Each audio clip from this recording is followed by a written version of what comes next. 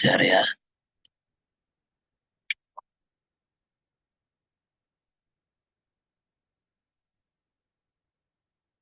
Dulu.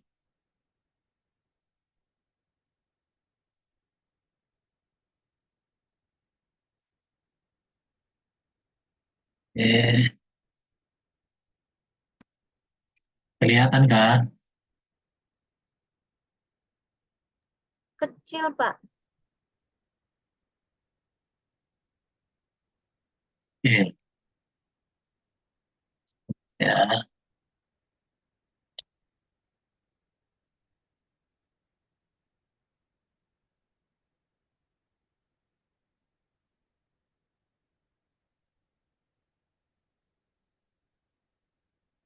kalau gini bisa? Bisa, Pak. Oke, jelas. Bisa. Mas. Oke, selamat malam semuanya ya. Jadi tema kita mulai dari awal karena Amirul dengan Arifin kan mulai lagi dengan pelajaran dari awal ya. Jadi kemarin sudah beberapa topik kita bahas. Kali ini kita akan bahas tentang Yesus utusan Allah. Oke, ada beberapa tuduhan dari para kaum polemikus ya. Ini para kaum polemikus yang mengatakan bahwa Kristen itu menuhankan manusia. Kemudian mereka mengatakan Yesus itu utusan Allah. Baru mereka juga mengatakan di mana ayat Yesus berkata, "Akulah Tuhan, sembahlah aku." Wah, ini baru Yesus bukan Tuhan, gitu ya. Yesus itu bukan Allah. Baru di mana dalam kitab Perjanjian Lama Yesus disembah Abraham, Musa, dan Daud. Nah, ini pertanyaan-pertanyaan klasik yang seringkali dilontarkan oleh orang-orang Muslim atau para tetangga kita sebelah kepada kita. Tapi malam hari ini kita akan menjawab tentang topik Yesus itu utusan Allah. Jadi sebenarnya Alkitab itu sepakat dengan pernyataan yang mengatakan Yesus utusan Allah. Tidak ada masalah. Karena sebenarnya Yesus itu utusan Allah. Tetapi di dalam Alkitab, gelar-gelar Yesus kan bukan hanya sebagai utusan saja. Ada gelar-gelar yang lain. Yang dimana ke depan akan kita pelajari ulang lagi untuk yang sudah ikut atau baru nanti kepada yang baru ikut ya. Mari kita belajar tentang Yesus utusan Allah. Oke, yang pertama adalah di dalam Alkitab, Yesus mengakui dirinya sebagai utusan Allah. Jadi kalau Yesus mengakui dirinya sebagai utusan Allah, tentu kita tidak usah protes. Dan kita tidak perlu marah jika ada orang yang mengatakan Yesus itu utusan Allah. Karena Yesus sendiri mengakui. Dikatakan contoh ya dalam Matius 10 ayat 40 ini ya. Barang siapa menyambut kamu, ia menyambut aku. Di situ ya. Barang siapa menyambut aku, ia menyambut dia yang mengutus aku. Ini tentu perkataan Yesus yang sangat jelas ini ya. Ini jelas ini. Jadi memang betul Yesus itu diutus oleh dia di sini. Siapakah dia yang dimaksud di sini? Tentu kepada Allah Bapa. Jadi Yesus itu bukan Allah Bapa, tapi Yesus utusan Allah Bapa, yaitu firman-Nya yang diutus menjadi manusia. Nah, kita lihat lagi ya, Markus 9 ayat 37. Siapa menyambut seorang anak seperti ini dalam namaku, ia menyambut aku. Dan barang siapa menyambut aku, bukan aku yang disambutnya. Tetapi, nah ini kembali lagi ya, dia yang mengutus aku. Jadi Yesus mengakui dia diutus oleh Bapa. Kita lihat, saya ambil di ayat Yohanes. barang siapa menolak kamu, ia menolak aku, dan barang siapa menolak aku, ia menolak dia yang mengutus aku. Kembali, hampir sama kalimatnya. Dia yang mengutus aku. Jadi memang Yesus diutus oleh Bapa. Nanti kan. Oke, ada? Contoh Yohanes 5:30. Aku tidak dapat berbuat apa-apa dari diriku sendiri. Aku menghakimi sesuai dengan apa yang aku dengar, dan penghakimanku adil, sebab aku tidak menuruti kehendakku sendiri, melainkan kehendak Dia yang mengutus. Jadi kalau kita lihat di ayat di sini, ya kita harus menyambut Yesus. Menyambut Yesus, menyambut Bapa. Baru kita harus menerima Yesus. Yang menolak Yesus berarti menolak Bapa. Kemudian kita harus menerima Yesus sebagai utusan Bapa. Sebab kita dengan menyambut Yesus, kita menyambut Sang Bapa itu sendiri. Maka saya katakan kalau ada orang menolak Yesus sebagai utusan Allah, maka itu sangat keliru. Dan itu tidak sesuai dengan ajaran Alkitab. Maka sangat sayang sekali ya kalau ada orang-orang seperti yang ngaku Kristen tapi menolak Yesus sebagai utusan Allah. Itu satu hal yang sangat fatal ya.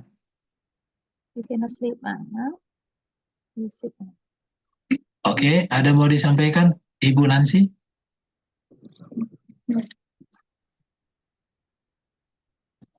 Oke ya, kita lihat. Sekarang kita kalau Yesus sudah mengakui, maka tidak ada lagi dalil kita untuk menolak.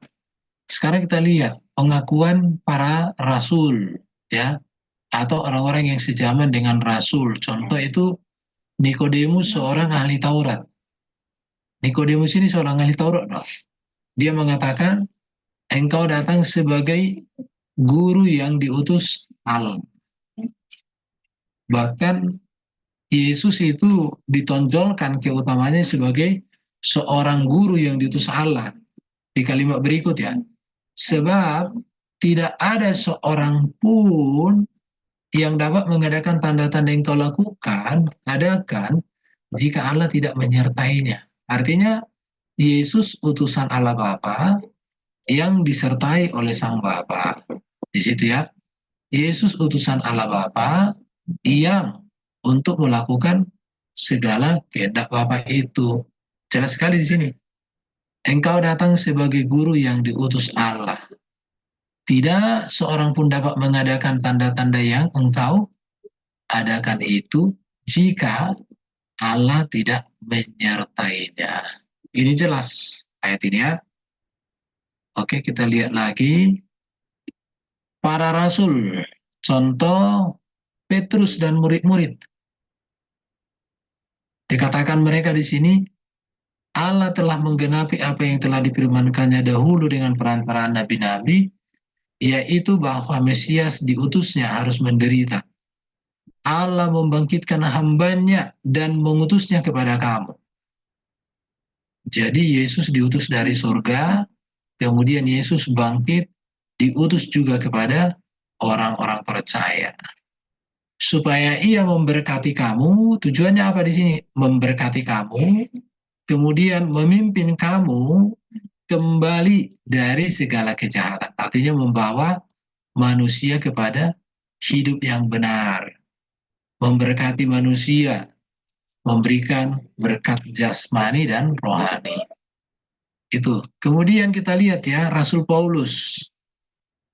Di dalam Roma 8 sebenarnya banyak sekali ayat-ayat, bisa saya tunjukkan banyak kali Yesus diutus oleh Bapa ya. Sebab apa yang tidak mungkin dilakukan hukum Taurat karena tak berdaya oleh daging, telah dilakukan Allah dengan jalan, ini, mengutus anaknya sendiri yang serupa dengan daging. Jadi anak di sini adalah sebutan kepada firman. Ya. Jadi Bapa mengutus firman dalam daging dan serupa dengan daging. Maka Yesus itu dalam kodrat manusianya sama dengan kita. Bedanya Yesus tidak berdosa, kita berdosa. Di situ ya, kita sudah dikuasai oleh iblis, Yesus tidak disentuh, tidak diganggu, tidak bisa mampu iblis mengganggunya. Di situ bedanya. Kemudian, tetapi setelah genap waktunya, ini Allah mengutus anaknya yang lahir dari seorang perempuan dan takluk kepada hukum Taurat. Jadi penulis pengakuan Yesus, pengakuan orang-orang berpengaruh di zamannya, dan juga murid-murid Yesus, bahkan Paulus, menyatakan akan hal itu. Gitu ya. Sekarang pertanyaannya adalah utusan yang bagaimanakah Yesus? Ini dia. Utusan yang bagaimana? Mari kita melihat. Ya, Yesus utusan yang berbeda dengan para nabi dan para rasul sebagai utusan. Perhatikan di sini, berbeda. Kenapa Yesus berbeda dengan para nabi atau para rasul sebagai utusan? Kita melihat ini perbedaannya. Yesus utusan, ini yang pertama, kelahirannya telah dijanjikan Allah kepada para nabi. Jadi Yesus sebelum lahir ke dunia sudah dijanjikan Allah. Ini ya, banyak ayat yang berbicara tentang nubuatan akan kehadiran Yesus dalam kitab Taurat dalam perjanjian baru. Perhatikan di sini banyak ayat ya, ratusan ayat yang berbicara nubuatan tentang Yesus. Kemudian, Yesus utusan yang kelahirannya menggenapi seluruh ajaran Taurat. Perhatikan ya, menggenapi seluruh ajaran Taurat. Dan Yesus seluruh kegenapan dari di dalam diri Yesus ya, di dalam diri Yesus kegenapan janji Allah sempurna. Jadi seluruh nubuatan-nubuatan tentang keselamatan, korban apapun semua itu ada di dalam kesempurnaan Kristus. Maka Kristus menjadi patokan, menjadi pusat dari iman Kristen itu sendiri. Bukan para rasul, bukan murid-murid yang menjadi sentral iman Kristen, tapi Yesus. Karena murid-murid juga dipilih dan dipanggil oleh Yesus untuk memberitakan dirinya, memberitakan keselamatan. Yesus utusan menggenapi inti ini ya, pemberitaan para rasul. Yesus utusan yang menjadi inti ya, menjadi inti sebenarnya ini. Inti pemberitaan para rasul. Makanya mulai dari Matius, Markus, Lukas, Yohanes, dan seterusnya sampai kita Wahyu, pemberitaannya itu berpusat pada Yesus. Ini. Jadi Yesus itu menjadi inti. Seluruh tulisan para rasul dalam kitab perjanjian baru itu berpusat pada pribadi Yesus. Makanya ini keutamaan Yesus. Tidak ada nabi yang menjadi pusat inti pemberitaan di dalam seluruh Alkitab, tidak, hanya Yesus. Oke, Musa banyak dibicarakan, Abraham banyak dibicarakan, tetapi tidak seperti Yesus. Karena Yesus menjadi pusat dari seluruh pemberitaan di dalam Alkitab. Yesus utusan yang kehidupannya sejak lahir, perhatikan ya, sejak lahir sampai naik ke surga, unggul ini ya, unggul atas semua manusia, baik para nabi maupun para rasul. Jadi Yesus itu lebih utama dari semuanya. Kalau kita mau bicara secara detail, waduh banyak sekali ya. Mujizatnya, ajarannya, perbuatannya, kedatangannya, kelahirannya, semua utama. Yang berikut kita lihat ya. Keunggulan Yesus atas para nabi itu bisa dilihat secara ringkas tentang kelahiran. Yesus lahir dari wanita perawan. Jadi firman diutus dulu ke dunia, baru dikandung jadi manusia. Kalau para nabi, ayah dan ibunya jatuh cinta, baru lahir ke dunia. Kemudian kehidupan Yesus sempurna ya. Yesus tidak ada cacat celah dalam perkataan, dalam perbuatan dan tindakan. Selalu tepat. Yesus pernah marah, marahnya tepat. Contoh, ketika Yesus marah di bait Allah, Yesus marah, membawa cambuk, tapi benar di situ ya, bukan asal marah, marahnya. Kemudian perbuatan ajaib Yesus ya, Ada puluhan mujizat yang ditulis dalam Alkitab, puluhan. Baik itu berkaitan dengan bagaimana Yesus mengatasi alam semesta seperti badai, bagaimana Yesus mengatasi sakit penyakit, bagaimana Yesus mengusir setan, bagaimana Yesus menghentikan badai, semuanya ada. Perbuatannya ajaib. Ya. Kemudian pengajarannya sempurna. Jadi Yesus ini menjadi pusat sumber ajaran iman Kristen. Pengajarannya sempurna, baik itu tentang norma, baik itu tentang etika, dan juga baik tentang moral. Nah, itu ya, itu semuanya. Ini yang harus diperhatikan di sini. Jadi pengajarannya sempurna, norma, etika, dan moral. Makanya di dalam Alkitab itu, kalau kita berbicara ajaran Yesus itu tentang norma-norma kehidupan, waduh, tentang etika, tentang moralitas, itu sangat-sangat ajaib. Yesus nggak pernah mengajarkan sesuatu yang buruk, ya. Yesus tidak pernah mengajarkan sesuatu yang bertentangan dengan hati nurani manusia, ya, nggak pernah. Ini menjadi keutamaannya. Yang berikut, pengajaran Yesus sempurna, ya, baik tentang siapa Allah, bagaimana manusia, apa itu dosa, tentang keselamatan, bahkan tentang surga, tentang neraka. Yesus ajarkan semuanya itu ya. Baru kalau kita melihat kematiannya, itu sebagai kurban penebusan dan perjanjian kekal Allah. Jadi Yesus kematiannya, oleh ketaatannya, maka dia menebus manusia dari dosa yang berawal, bermula dari ketidaktaatan Adam. Oke, kita lihat ini luar biasa ya. Baru kebangkitannya mulia, maut telah dikalahkan. Yesus bangkit. Jadi sebenarnya kalau kita berbicara tentang Yesus ini, kita berbicara apa yang dijanjikan Allah tentang dia di PL. Semua digenapi oleh Yesus.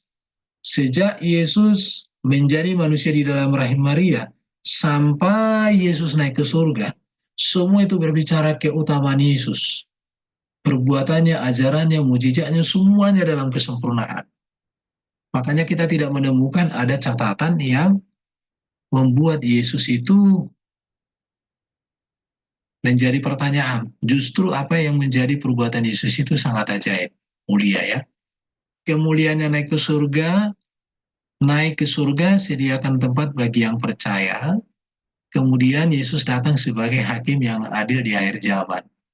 Dia akan menghakimi semua manusia, baik yang hidup maupun yang mati. Jadi yang hidup akan dihakimi, yang mati juga dihakimi. Yang mati dibangkitkan untuk masuk surga, yang mati juga dibangkitkan, ada yang untuk dibinasakan dengan iblis di neraka. Yang hidup diubahkan naik ke surga, ada juga yang langsung dihukum ke neraka. Jadi inilah keutamaan Yesus sebagai utusan Allah. Tidak ada utusan yang seperti Yesus dalam segala hal. Maka kalau sudah Yesus begitu mulia, begitu kudus sebagai utusan Allah, maka kalau ada utusan yang mengajarkan, yang berbuat, yang bertindak tidak sejalan dengan Yesus, maka kita tidak sungkan mengatakan itu ajaran yang keliru, itu ajaran palsu, ya. Sekarang pertanyaannya adalah, untuk apa Allah mengutus Yesus? Ini menjadi pertanyaannya. Mari kita melihat, ya. Kita melihat di sini Allah mengutus Yesus untuk menyelamatkan. Ini ya. Ini ayat-ayatnya nanti teman-teman bisa baca baik-baik, nanti akan saya kirim materi ini. Allah mengutus Yesus ke dalam dunia untuk menyelamatkan oleh Dia. Jadi keselamatan itu diutus. Jadi kalau orang seberang mengatakan Yesus itu bukan Allah tapi utusan, sangat-sangat kasihan sekali kalau mereka menganggap Yesus itu hanya utusan seperti utusan yang mereka pahami. Tetapi Yesus diutus oleh Allah untuk menyelamatkan dunia. Bukan menghakimi dunia, melainkan untuk menyelamatkan dunia. Dunia itu apa? Dunia di sini sebenarnya bukan hanya manusia, tapi Yesus diutus oleh Allah untuk memulihkan seluruh tatanan dunia yang rusak karena dosa, termasuk di dalamnya manusia. Makanya karya Yesus itu bukan hanya membawa kita masuk surga, tapi Yesus itu juga mengubah tatanan dunia rusak oleh karena dosa. Makanya ada nanti dikatakan Yerusalem baru yang turun dari surga. Artinya bahkan dikatakan lagi di Natal kita, langit dan bumi akan berlalu. Tetapi firman-Nya tidak akan berlalu. Langit dan bumi ini akan dihukum.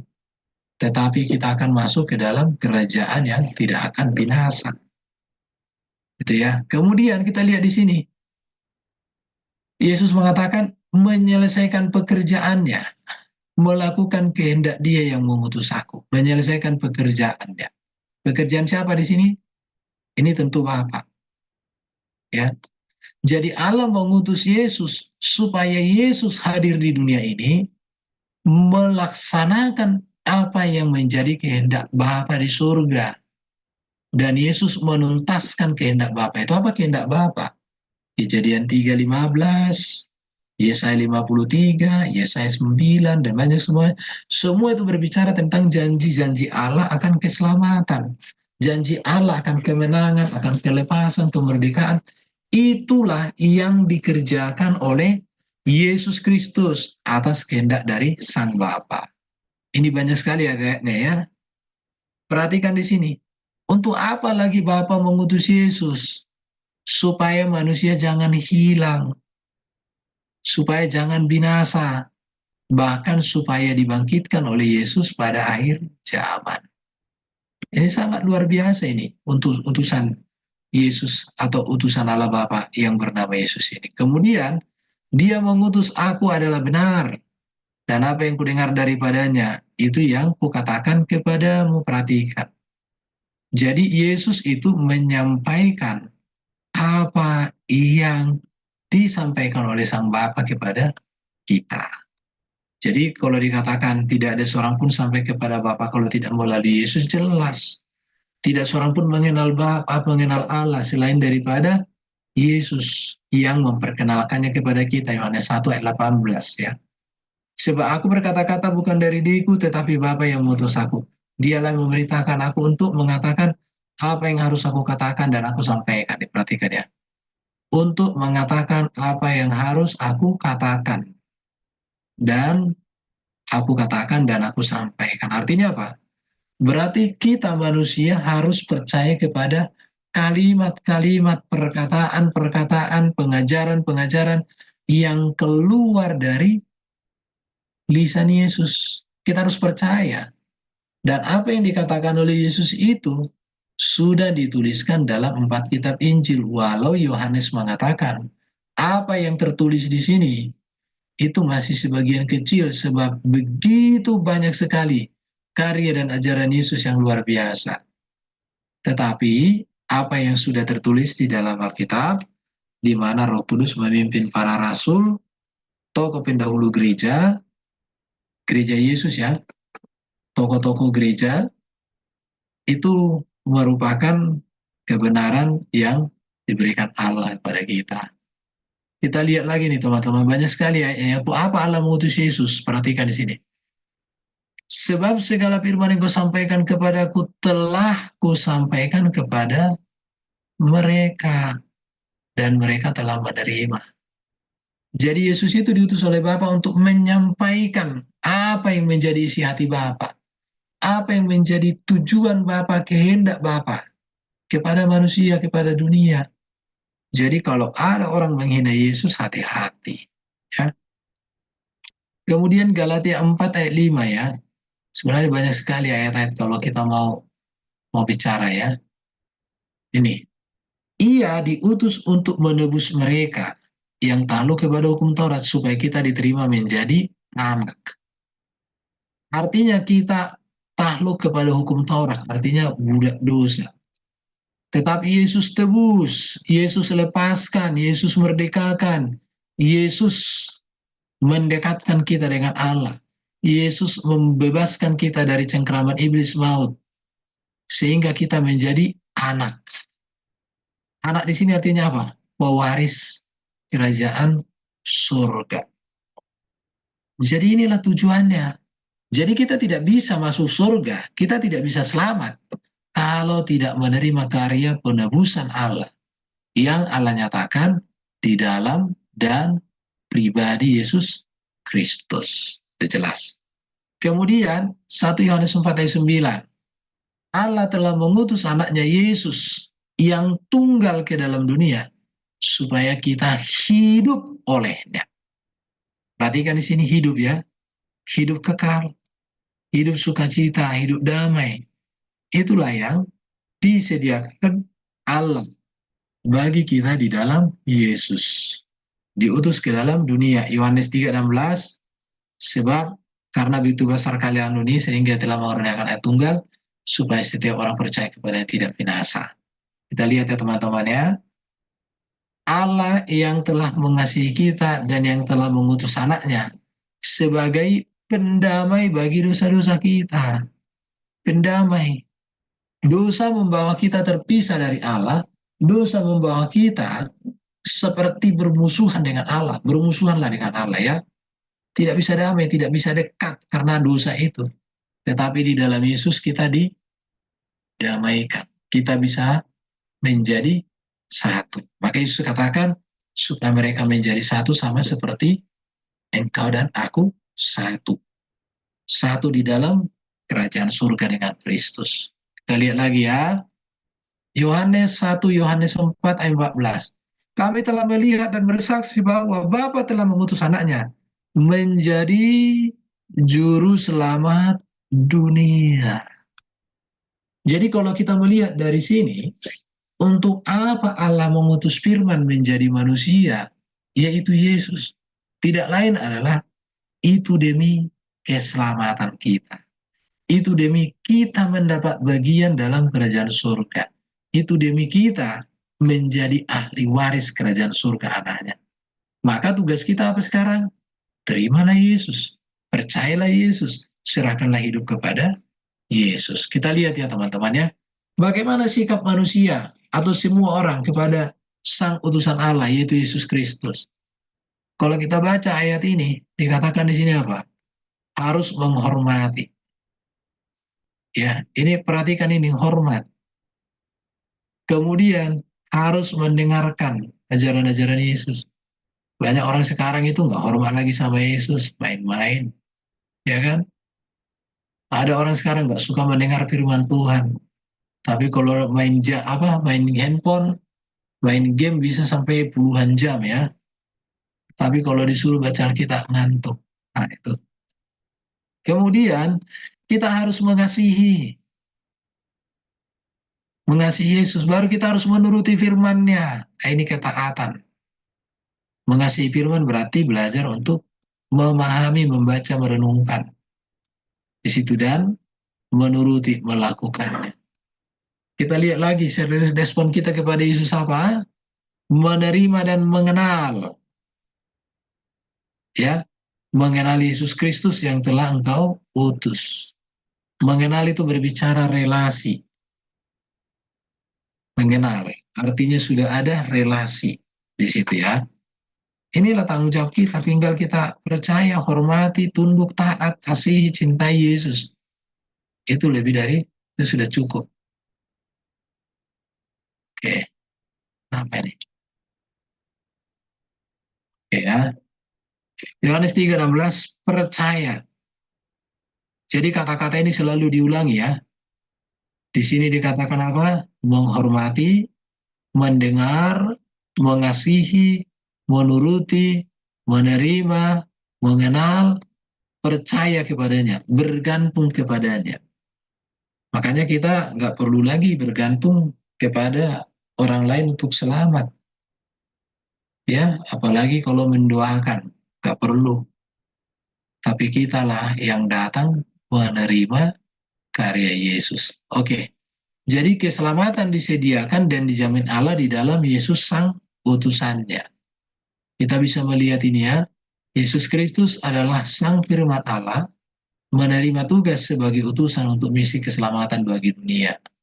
Yesus Kristus firman menjadi manusia diutus Bapa, inkarnasi melakukan apa? Untuk melakukan misi penyelamatan bagi umat manusia. Ya? Jadi ini tujuannya. Inilah namanya Allah mewujudkan, nyatakan kasihnya kepada kita melalui Kristus. Ya, supaya kita mengalami kebahagiaan hidup yang kekal. Yang kemudian, dan keselamatan tidak ada di dalam siapapun juga selain di dalam Yesus. Ini Allah yang mengatakan. Ini janji Allah kita. Sebab di bawah kolong langit ini tidak ada nama yang diberikan kepada manusia yang olehnya kita dapat diselamatkan. Tidak ada. Kemudian saya tunjukkan ayatnya semua ya. Allah telah mengaruniakan hidup kekal kepada kita dan hidup itu dalam anaknya. Barang siapa memiliki anak, ia memiliki hidup. Barang siapa memiliki Yesus, ia memiliki hidup. Memiliki Yesus itu artinya apa? Kita tinggal di dalam Yesus. Kita hidup di dalam Yesus. Yesus menjadi Tuhan, pemilik, dan penguasa hidup. Itu artinya barang siapa milik anak. Kemudian setiap orang percaya, ya, keselamatan disediakan. Setiap orang percaya beroleh hidup yang kekal. Luar biasa Yesus. Ini ya, kita lihat lagi. Barang siapa percaya kepada anak, ia beroleh hidup yang kekal. Barang siapa tidak taat, ini ya, tidak taat kepada anak, ia tidak akan melihat hidup. Tidak akan melihat hidup. Dia bisa hidup di dunia, tapi rasanya mati. Nah, di situ ya. Dia hidup berkecukupan, tapi rasanya mati. Kenapa? Karena tidak ada Yesus, tidak ada Roh Kudus dalam hidupnya. Kita lihat lagi nih, ayat-ayat banyak sekali tentang keselamatan dijamin Allah di dalam sang utusannya, Yesus Kristus. Coba kita lihat ini ya. Ia sanggup menyelamatkan dengan sempurna semua orang yang oleh dia datang kepada Allah. Jadi siapapun yang datang di dalam Yesus kepada Allah, dia mendapat keselamatan. Jadi datang kepada Allah mendatangkan keselamatan. Datang kepada Yesus. Bukan datang kepada manusia ya, manusia-manusia biasa. Apalagi kalau manusia banyak dosa, kau datang kepadanya, diajaklah kau berdosa. Oke, di sini dikatakan, sebab ini lakin Bapakku itu, supaya setiap orang yang melihat anak dan yang percaya kepadanya beroleh hidup yang kekal. Jadi di dalam Yesus, melihat Yesus, percaya kepada Yesus, upahnya adalah beroleh hidup yang kekal. Luar biasa. Jadi jaminan dalam Yesus itu nggak tanggung-tanggung. Kalau ada orang mengatakan, aduh, aku nyesal jadi Kristen, nggak tahu apa-apa, Tuhannya gini, gini, gini. Waduh, nggak masuk akal itu. Rugi dia. Hanya dia yang datang dari Allah, dia yang telah melihat Allah. Aku berkata kepadamu, sesungguhnya barang siapa percaya kepada percaya, ia mempunyai hidup kekal. Waduh, kita percaya kepada Yesus memperoleh hidup kekal. Kemudian, akulah kebangkitan dan hidup, barang siapa percaya kepada aku, ia akan hidup walaupun ia sudah mati. Setiap orang yang hidup dan yang percaya kepada aku, tidak akan mati selama-lamanya. Artinya tidak ada kematian kekal bagi orang yang percaya kepada Yesus. Kematian itu adalah perpisahan apa? Penantian untuk hari kebangkitan. Itu jadi kematian jasmani adalah hari penantian untuk kebangkitan. Karena apa? Dijamin Yesus bangkit masuk surga. Ya, setiap orang percaya kepada aku jangan tinggal dalam kegelapan.